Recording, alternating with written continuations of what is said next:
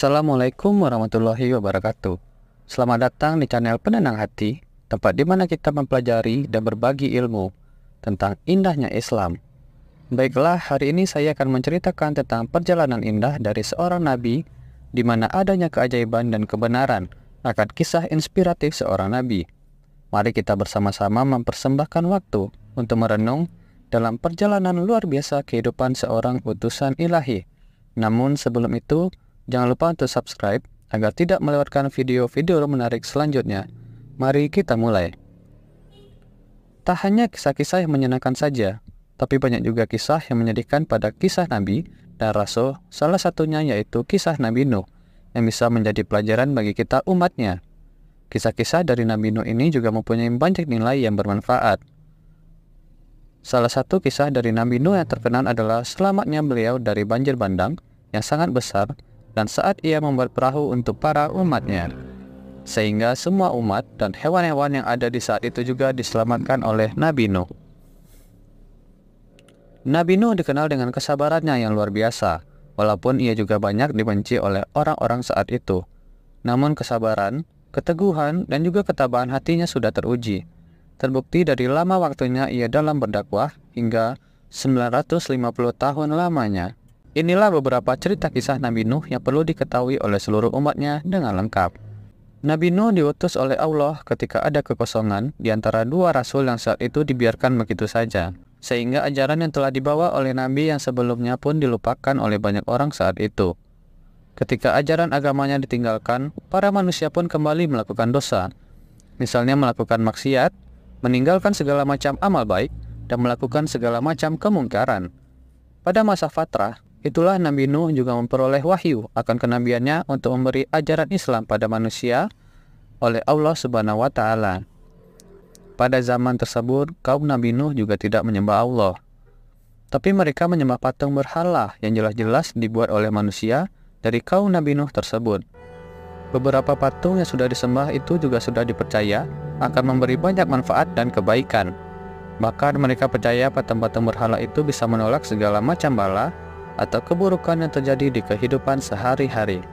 Dari kepercayaan kaum Nabi Nuh tersebut, patung berhala yang sudah dibuat diberi nama dari nama ulama yang hidup di zaman sebelumnya. Alasannya adalah untuk mengenang jasa dari ulama-ulama tersebut dan semangat untuk beribadah dari umat yang terdahulu. Nama-nama patung yang dibuat oleh kaum Nabi Nuh yang belum dikenal dengan Allah, di antaranya yaitu Wat, Yatuk, Sudah, dan Nasr. Pada masa dan kondisi dari para kaum yang mempercayai patung-patung berhala tersebut, maka Allah mengutus Nabi Nuh untuk meyakinkan mereka supaya mereka mau mengikuti ajaran Allah dan tak lagi menyembah patung berhala tersebut. Nabi Nuh juga mempunyai kemampuan yang luar biasa dalam melakukan argumentasi dengan orang lain. Hal itu disebabkan oleh akalnya yang cerdas, kemampuan bicaranya yang baik, santun, dan sabar, khususnya dalam adu argumentasi. Nabi Nuh juga selalu berusaha dalam meyakinkan seluruh umat supaya tidak menyembah patung berhala lagi. Ia juga mengajak mereka agar kembali ke jalan Allah.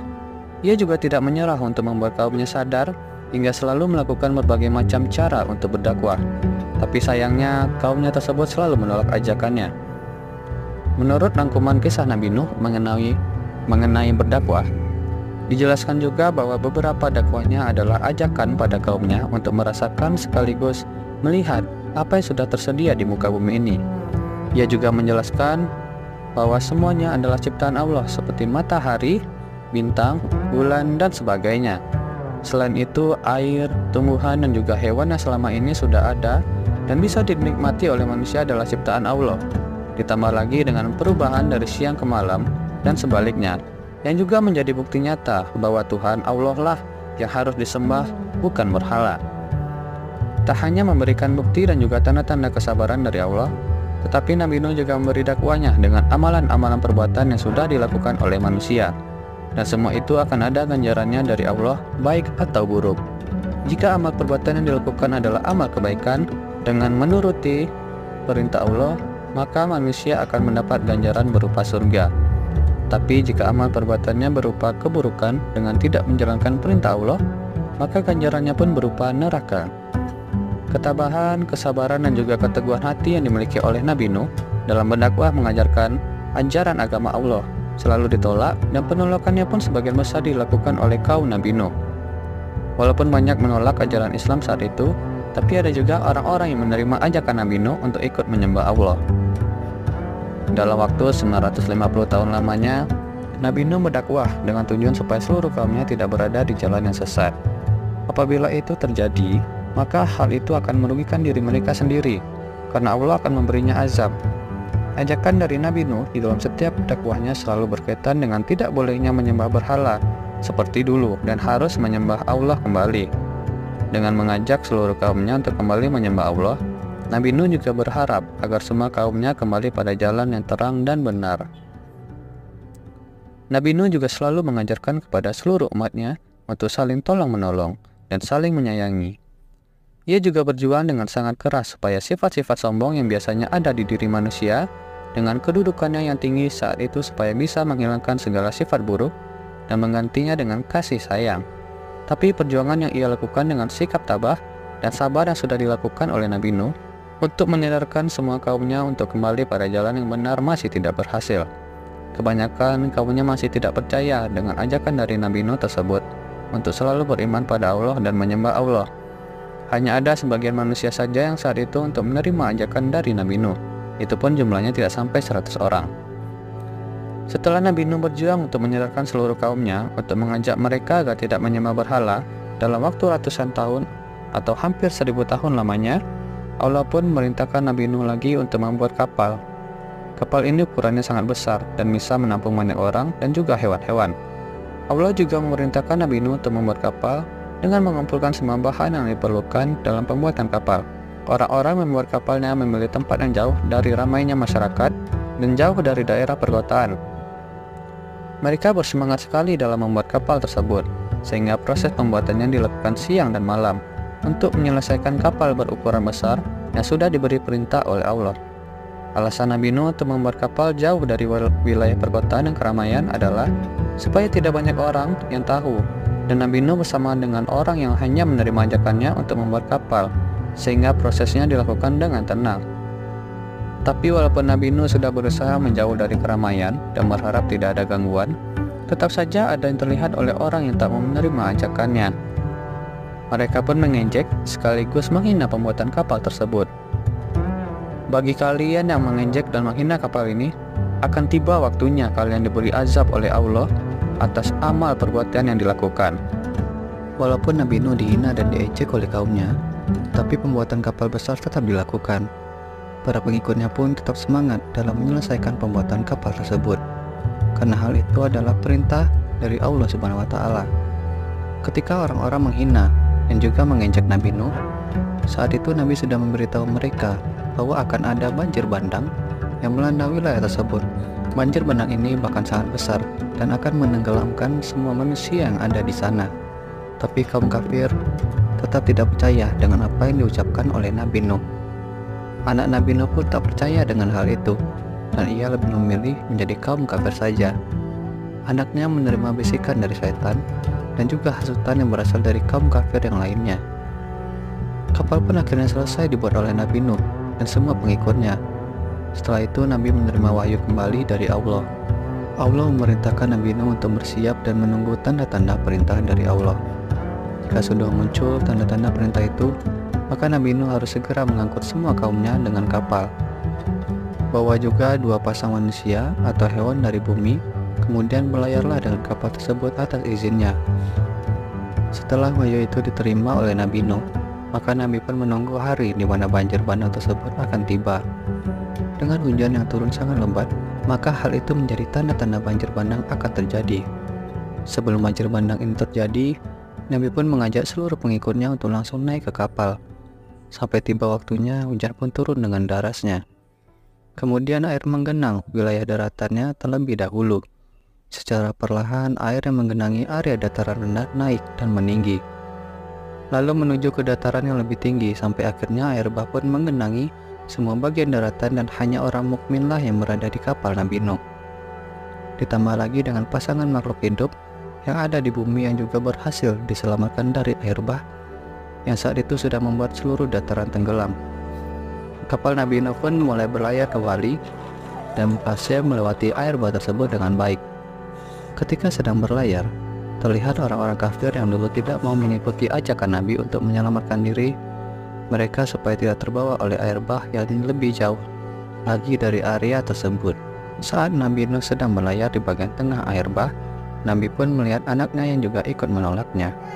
Kan'an, nama anaknya itu, terlihat oleh Nabi timbul dan tenggelam di tengah air bah karena ia menerima azab dari Allah dari perbuatan yang dilakukannya. Banjir bandang pun menenggelamkan kaum-kaum yang zalim pada Allah, termasuk anak Nabi yang juga meninggal karena belum beriman dan tidak mengenal Allah. Nabi Nuh pun turut bersedih akan hal itu. Tiba-tiba banjir bandang pun surut, yang awalnya memiliki air yang banyak, tiba-tiba surut dengan cepatnya, karena diserap langsung oleh bumi. Sesudah air bah itu surut, kapal pun ikut berhenti di Bukit Judi. Lalu orang mukmin dan pasangan makhluk hidup lain di dalam kapal itu turun dari sana, dan mereka benar-benar selamat dari air bah. Salah satu hikmah kisah Nabi Nuh bisa dilihat dari hikmah terjadinya banjir bandang, dan juga pembuatan kapal Nabi Nuh. Ilmuwan pun ikut meneliti banjir besar yang terjadi untuk pertama kalinya di bumi kala itu. Dari kisah tersebut, maka kita sebagai umatnya juga harus belajar bahwa musibah itu terjadi bukan hanya karena alam sedang murka, tapi karena adanya kehendak Allah dan mengingatkan manusia yang seringkali lupa karena merusak bumi dan sering bertindak dengan semena-mena. Kita juga harus belajar mengenai istilah sedia payung sebelum hujan memang sangat benar. Pada saat BMKG memberikan prediksi mengenai cuaca yang akan hujan atau tentang arah angin, maka bersiaplah untuk meminimalisir dampak dari hujan atau banjir yang bisa jadi semakin parah. Kemudian ketika hujan itu terjadi, berdoalah kepada Allah agar hujan yang turun ini membawa manfaat untuk kita semua. Hal ini juga akan menjadi pengingat untuk segala macam musibah yang terjadi di bumi dan masih menjadi ancaman. Mari kita bahas juga kisah Nabi Nuh asli yang lainnya, yaitu mengenai anaknya yang durhaka dan terbawa air bah yang bernama Kan'an. Awalnya ia hanya berpura-pura beriman kepada Allah di depan ayahnya dan menyembunyikan kebenciannya pada Allah. Kan'an adalah putra Nabi Nuh yang paling tua. Tiga yang lainnya yaitu Yafith, Ham, dan juga Sam.